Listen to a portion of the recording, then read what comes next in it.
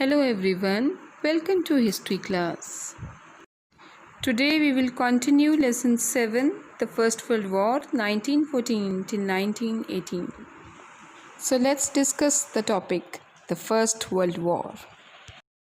The objectives of the lesson are condition of Europe before the First World War, crisis leading to the outbreak of the war, condition of Europe on the eve of 20th century, Anglo-German rivalry, factors leading to the formation of Triple Entente, the crisis in the Balkans, the Austro-Serbian rivalry, the cause of the First World War, why did the USA join the First World War, and causes of Germany's defeat in 1918. We had already discussed the condition of Europe before the First World War, crisis leading to outbreak of war, and condition of Europe on the eve of the 20th century. In this module, we will discuss the Anglo-German rivalry and factors leading to the formation of Triple Entente. Before we go ahead, let's discuss the new terms of the topic. Abandonment, to leave something permanently. Weltpolitik, it's a German word which means dirty politics, and this word was specially used for Kaiser Wilhelm II, who was the Emperor of Germany, and Bismarck, who was the Chancellor of Germany. The next term is Panther, the German battleship which was used against England and France in Morocco. Prussia, the old name of Germany. Germany was unified in 1870 with the help of Bismarck.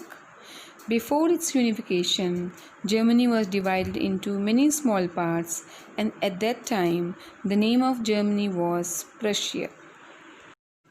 The last term is splendid isolation, the policy used by England after 1870 to remain itself aloof from European politics.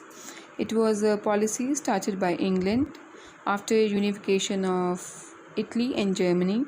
All the European countries were engaged with each other with some petty issues. At that time, England decided that it will increase its trade interest in Asia and Africa rather than to involve in the European politics. So it started the policy of splendid isolation. Anglo-German rivalry, Britain, abandonment of splendid isolation.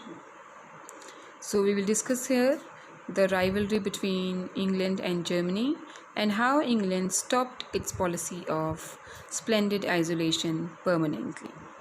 Since the end of Crimean War, England's foreign policy sank into splendid isolation.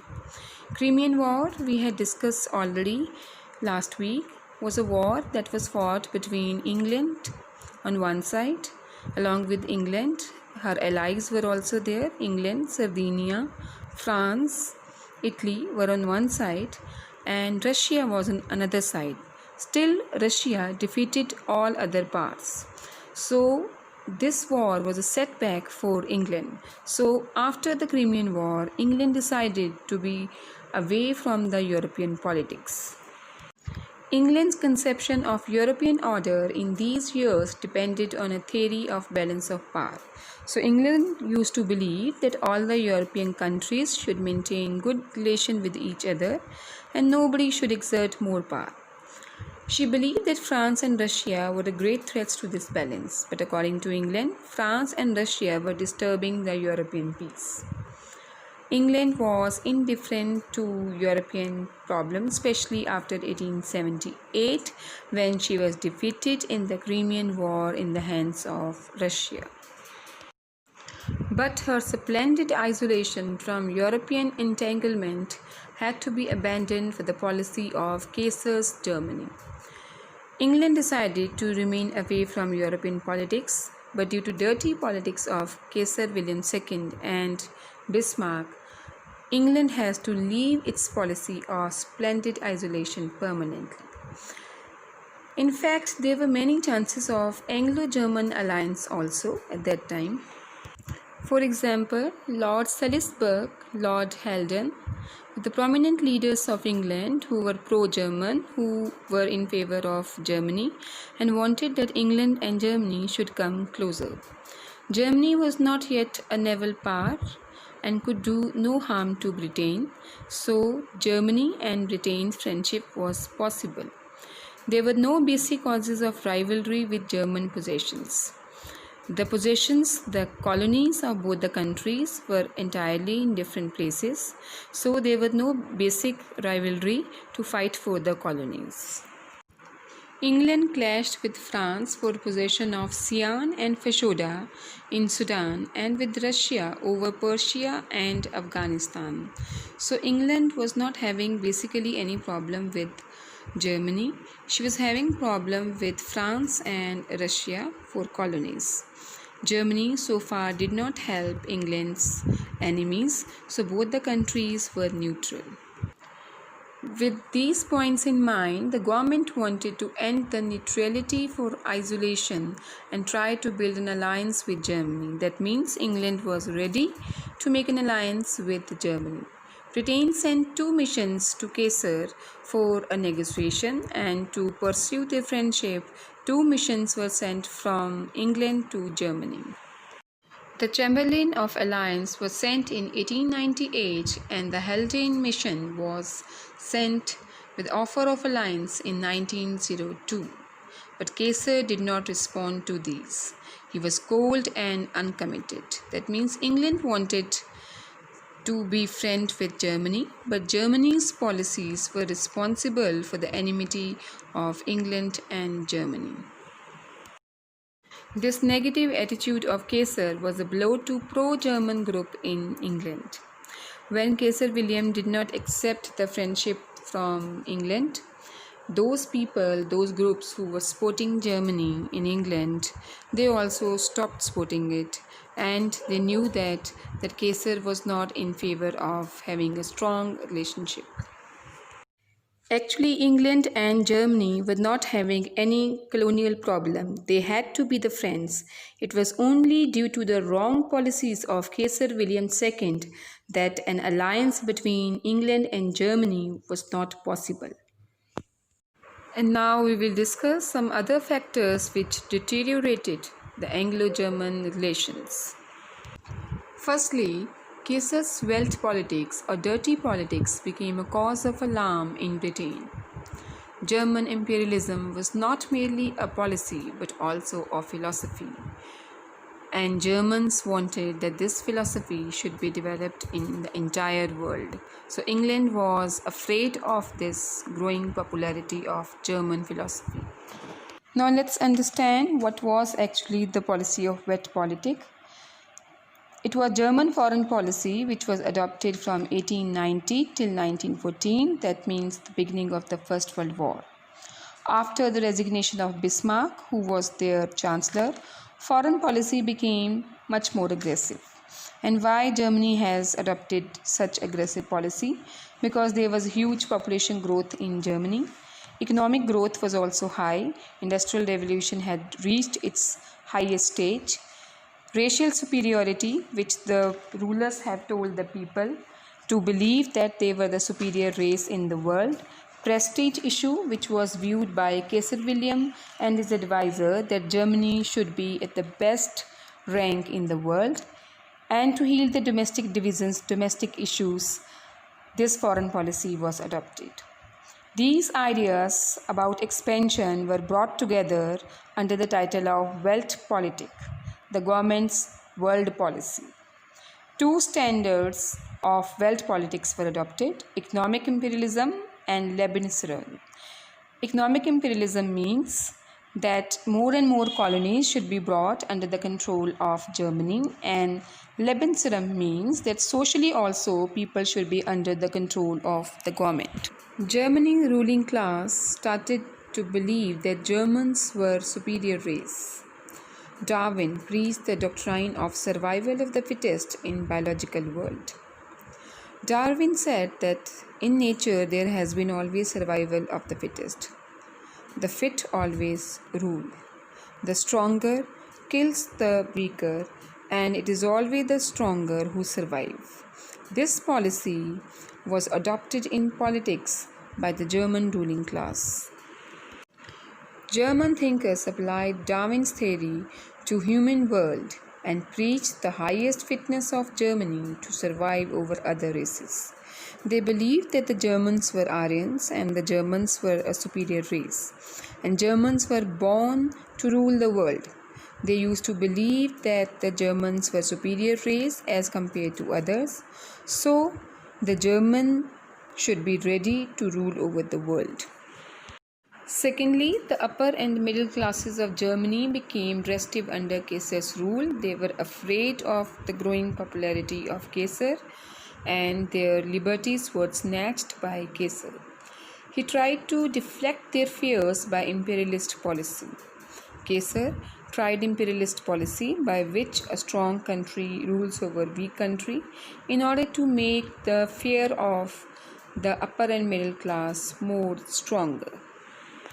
And lastly, Kaiser's Germany made such a phenomenal progress in industrial output that German industrial class urged the government to hunt for colonies. And in the last session also we had discussed Germany's search for colonies was a result of pressure put by the industrialist or the profit earning class on the ruling class. Such attitude on behalf of Kaiser William II was responsible for Anglo-German rivalry. One of the main causes of the Anglo-German dispute was the naval program of Kaiser William II. So far Germany was concerned, Germany stood as great land power. Kaiser's admiral von Tirpitz he encouraged Kaiser to start a naval program, a naval building in order to beat England in navy. On your screen you can see a picture by which it will be more clear that Kaiser dismissed Bismarck in 1890 and started a new naval policy. His admiral von Tirpitz asked him to adopt more aggressive naval policy in order to show that Germany was the best naval power in the world. So by 1900 they doubled the fleet. So Germany was giving a tough fight to England in navy. Germany's naval program was destructive for Britain. Tirpitz, who was the Admiral of Navy of Germany, built battleships to match British ships with superior technology. He also started to build submarines to destroy British battleships by water attack. So Germany was ready to beat England in naval supremacy, and England was feeling a challenge by the growing power of Germany. The German Parliament passed in 1898 and 1900 two navy laws which provided for building 728 battleships at the first instance.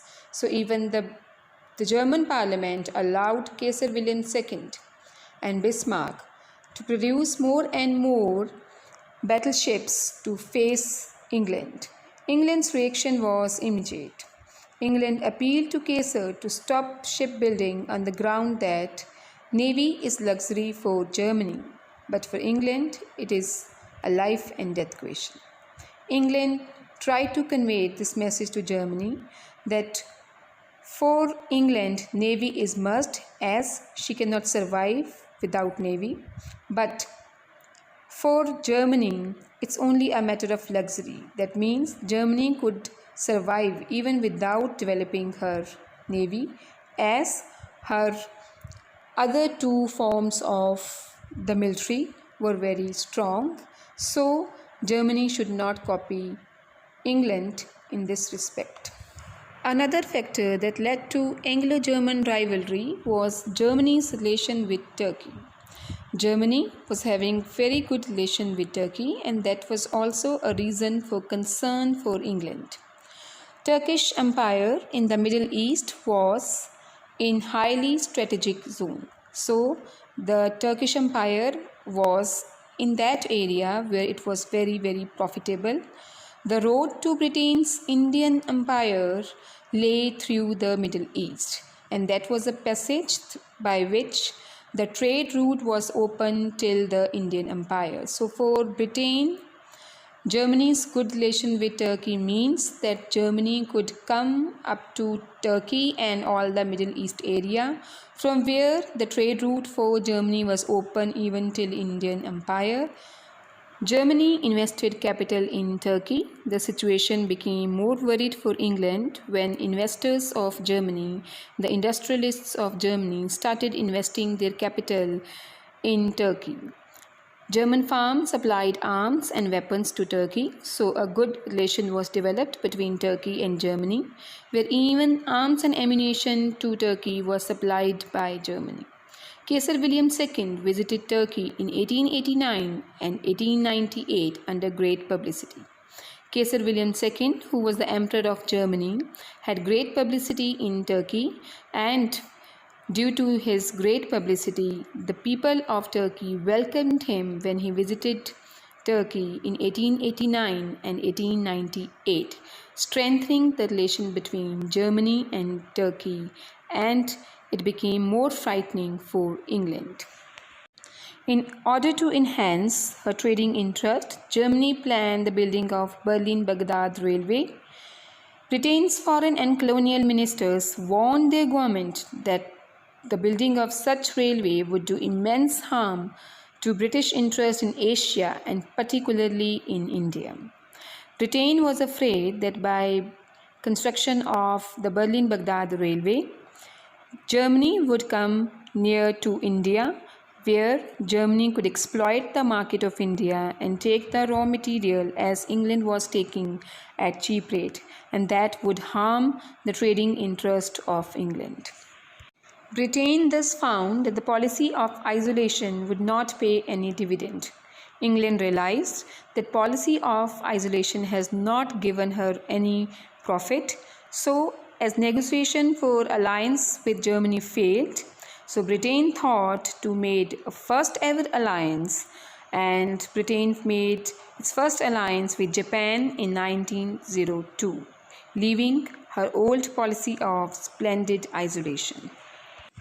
Before we go ahead, we will once again discuss that what was splendid isolation, why Britain had adopted it, and why ultimately it had to leave this policy. Splendid isolation is a policy where a country is happy on its own. It did not think that it required any sort of help from any other country.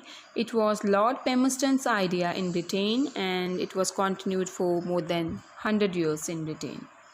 It was chosen by Britain to save money, to avoid sending soldiers to any other country as help. Britain, because was already a powerful country, so it did not think that it required the help of any other country. It just wanted to save its interest in India and Suez Canal, as it was the best naval power in the world. So it thought that Britain did not require any sort of help from any other country, so it's better to remain aloof. In 1900, splendid isolation ended. Britain finally realized that they may need some allies, some friends, in case any war break out. So, first ever treaty they signed with Japan in 1902, but it was just a commercial treaty. Then, in 1904, Entente Cordiale was signed with France. The factors which compelled England to leave the splendid isolation was Caesar William II. Caesar William wanted his own place in the sun. He wanted that Germany should be the best naval power in the world. Germany was becoming increasingly jealous of Britain's empire. Germany was building a new navy. Germany had been helping the Boers in Africa, which were Great Britain's enemies. Germany were forming secret alliances. So it was basically Germany and Caesar William II which compelled England to leave the policy of splendid isolation. Subsequently, the Anglo-French Entente was signed in 1904 and Anglo-Russian Entente was signed in 1907. England realized that Germany was creating problem for her not only in Europe but in Asia and Africa as well. Germany wanted to beat England in naval supremacy. She has increased her relation with the Middle East countries, especially countries like Turkey. She was creating a threat for England's colonies in Asia, especially like India.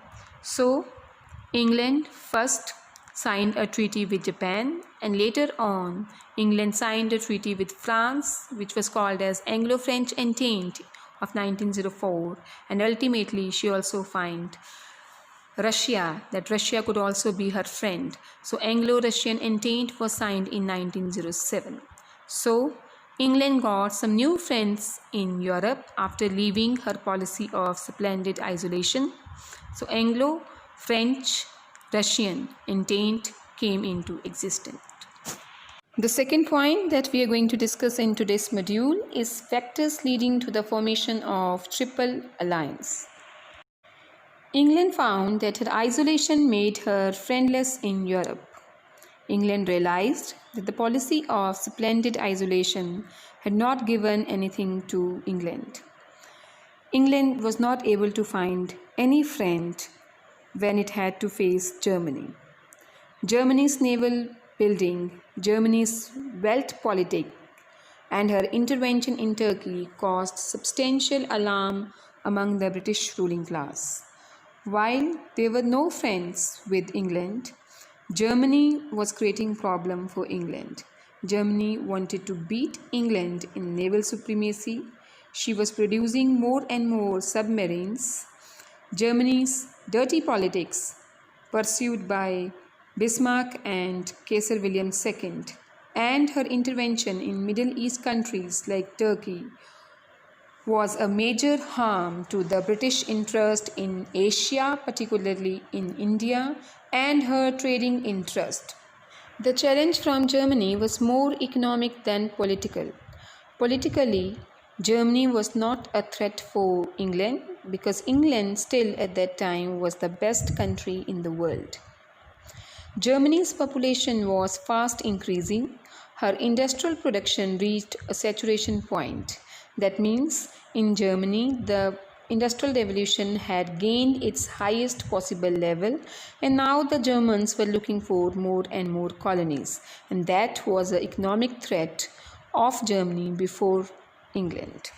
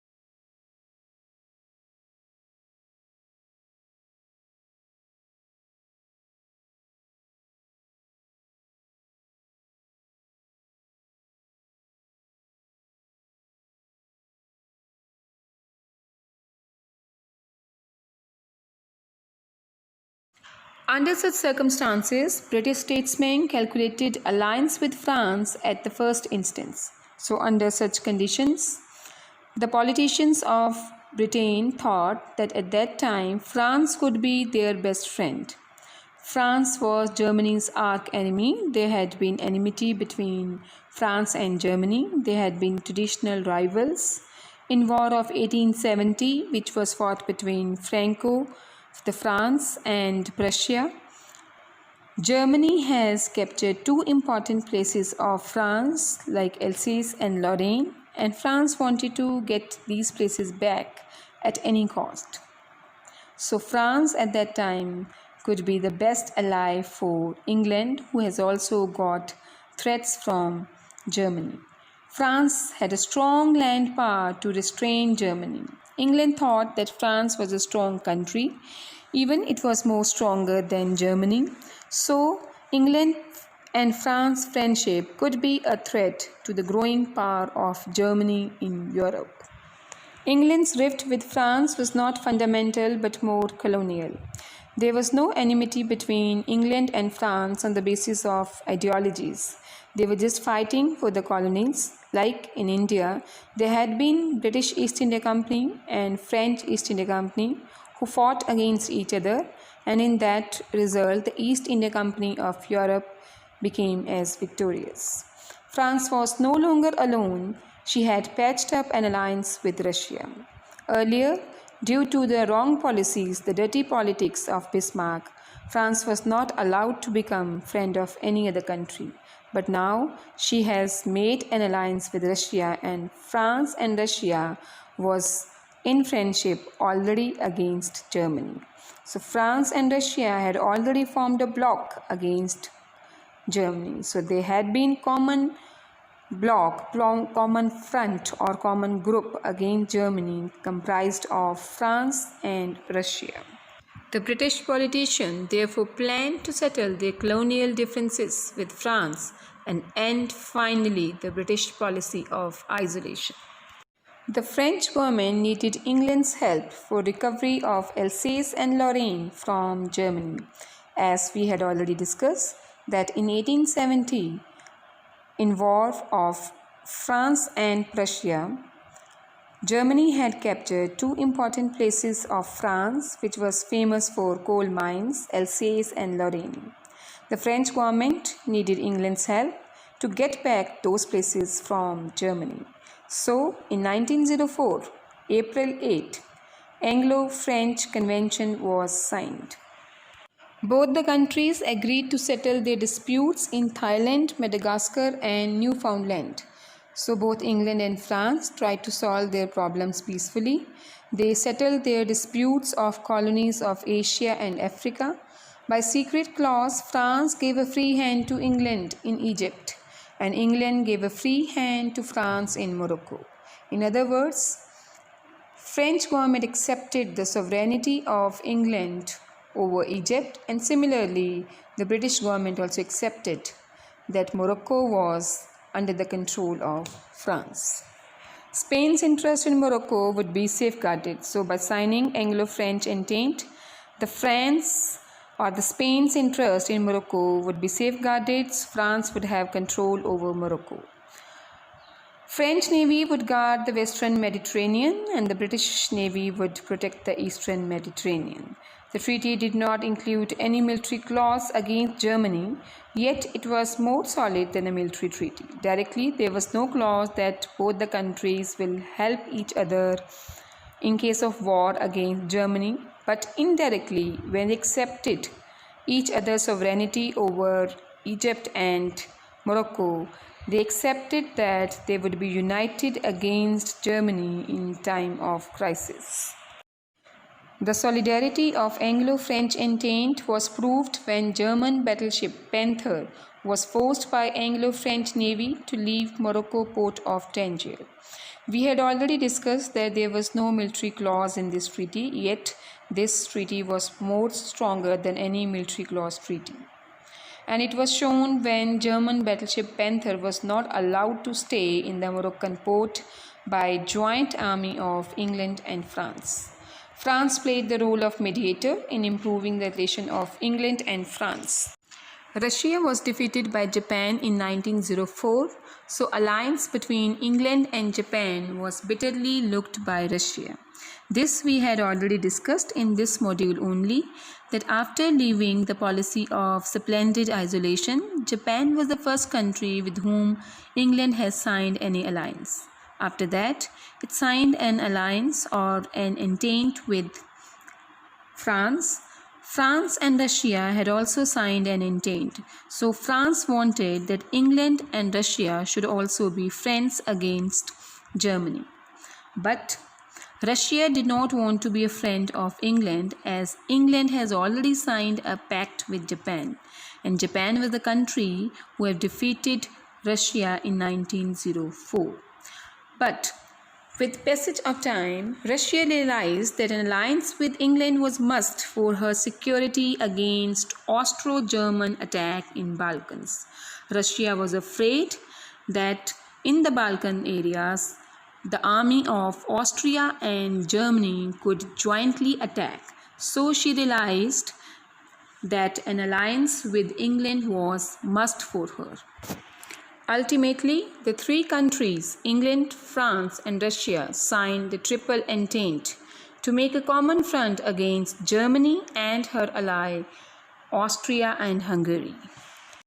So Europe was divided into two rival camps, Triple Alliance, which consisted of Germany, Italy, and Austria-Hungary, whereas Triple Entente consisted of England, France, and Russia. In today's module, we have covered these questions. How were the Anglo-Russian disputes settled? Discuss the circumstances leading to the Anglo-French Convention, and what were the causes of Anglo-German rivalry. You must go through these questions, and if you want some extra information for proper understanding of the concept, you can also search on the YouTube link which is given on your screen. I hope you have understood today's topic. With the help of this explanation and internet, you are advised to make the notes of the above topic. We'll meet you in next session. Till then, have a nice day.